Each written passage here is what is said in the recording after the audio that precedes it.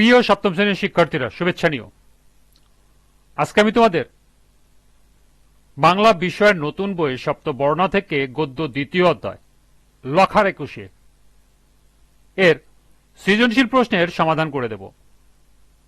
প্রথমে তোমাদের বলবো, যারা আমার চ্যানেলটি সাবস্ক্রাইব করো নাই তারা আমার চ্যানেলটি সাবস্ক্রাইব করবে এবং আমার সাথে থাকবে। তাহলে চলো আমরা ক্লাস শুরু করি। গদ্য দ্বিতীয় অধ্যায় লখার 21 এর সৃজনশীল প্রশ্ন। ইশতিয়াক এবার বৃত্তি নিয়ে জাপানে লেখাপড়া করতে চলে আসায় শহীদ দিবস উদযাপন করতে পারবে না, অথচ প্রতি বছর সে প্রভাত ফেরিতে অংশগ্রহণ করত, বক্তৃতা, আবৃত্তি, আলোচনা শুনত।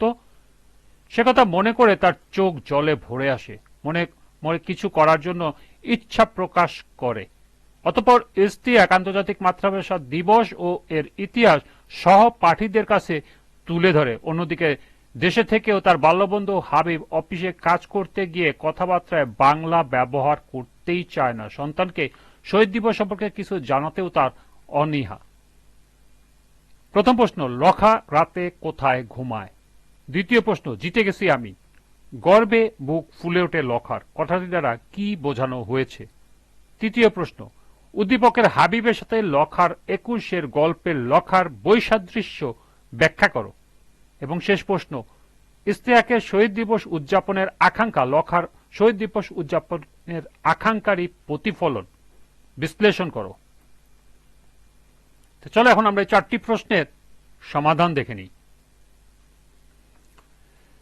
প্রথম প্রশ্ন ছিল, লখা রাতে কোথায় ঘুমায়? লখা রাতে ফুটপাতের কঠিন শানের উপরে ঘুমায়। এই শান দিনের বেলায় রোদে পুড়ে গরম হয়, রাত্রে হিম লেগে বরফের মতো ঠান্ডা হয়।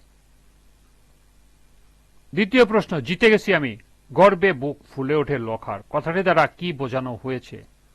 লখা 21 প্রভাতে শহীদ মিনারের ভাষা শহীদদের প্রতি ফুল দিয়ে শ্রদ্ধা নিবেদন করতে চায়, তাই সে ভোররাতে ঘুম থেকে উঠে নির্দিষ্ট ফুল গাছটির কাছে গিয়ে পৌঁছায়। তারপর কাঠবিড়ালির বাচ্চার মতো চটচর করে গাছে উঠে মগডাল থেকে এক থোকা টুকটুক লাল ফুল পেরে যখন মাটিতে নেমে এলো, তখন দেখতে পেল তার সারা শরীর জ্বলে যাচ্ছে।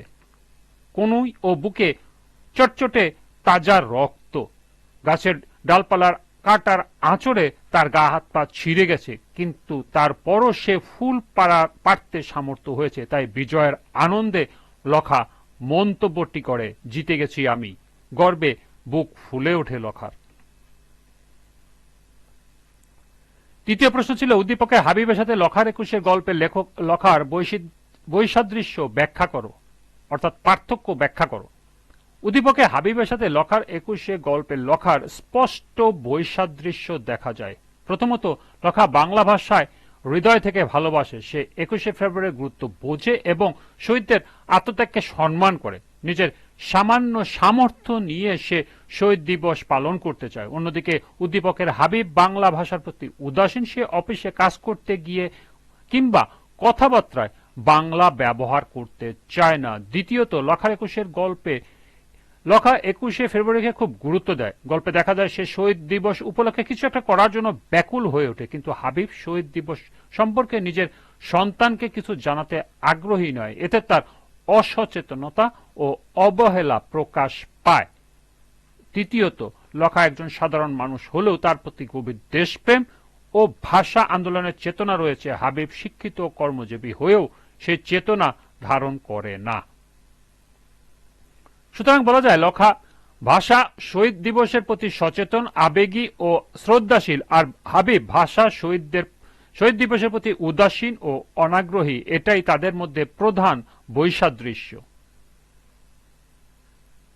সর্বশেষ প্রশ্ন ছিল, ইশতিয়াকের শহীদ দিবস উদযাপনের আকাঙ্ক্ষা লখার শহীদ দিবস উদযাপনের আকাঙ্ক্ষার প্রতিফলন বিশ্লেষণ করো।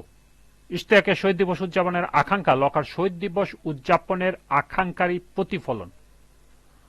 লখার 21 গল্পে লখা অতি সাধারণ এক কিশোর। সে কথা বলতে পারে না, সারাদিন পথে পথে ঘুরে মারামারি করে দিন কাটায়, রাতে ভিখারি মায়ের পাশে শুয়ে খিদের কথা ভুলে যায়। এই বোবা কিশোরের অন্তরে ছিল দেশপ্রেম, তাই ভাষা শহীদদের প্রতি শহীদ মিনারে গিয়ে আর সবার মতো সে শ্রদ্ধা জানাতে চায়। সেজন্য সে অনেক কষ্টে ফুল সংগ্রহ করে কুয়াশা ঢাকা শীতের ভোরে চাদর, কোট, সোয়েটার পরিহিত লোকের মিছিলের সঙ্গে সেও এগিয়ে যায়। তার খালি গা আর দেহের কালো রং দেখে সহজেই সবার থেকে তাকে আলাদা করা যাচ্ছিল, কিন্তু সবকিছুকে সে উপেক্ষা করে শহীদ মিনারের দিকে এগিয়ে যায় বোবা কণ্ঠে আ আ করতে করতে।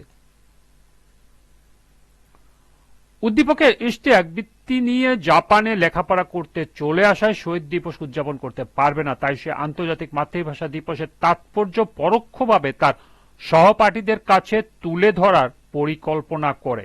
সুতরাং বলা যায় ইশতিয়াকের শহীদ দিবস উদযাপনের আকাঙ্ক্ষা লখার শহীদ দিবস উদযাপনের আকাঙ্ক্ষারই প্রতিফলন। এই ছিল সৃজনশীলের 4টি প্রশ্নের সমাধান। আজকের ক্লাসটি এ পর্যন্তই।